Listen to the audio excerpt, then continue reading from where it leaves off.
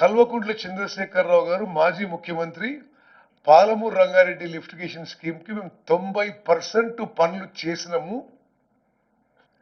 వీళ్ళు తట్టెడు మట్టి ఎత్తలేదు,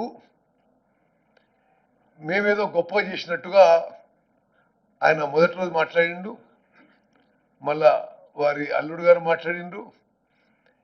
దానికి కొన్ని ఫ్యాక్ట్స్ అండ్ ఫిగర్స్ తో ఎంత అబద్ధాలు చెప్తుండ్రో దయచేసి మీరు గమనించాలి. తెలంగాణ ప్రజానీకానికి, తెలంగాణ రైతాంగానికి తెలవాలి.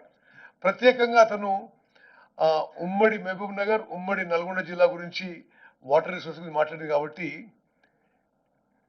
వాళ్ళు ఖర్చు పెట్టింది 27,000 కోట్లు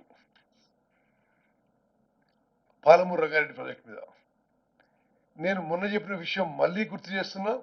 27,000 కోట్లు ఖర్చు పెట్టి ఒక్కెకరానికి కూడా ఆయకట్టు ఇవ్వలే.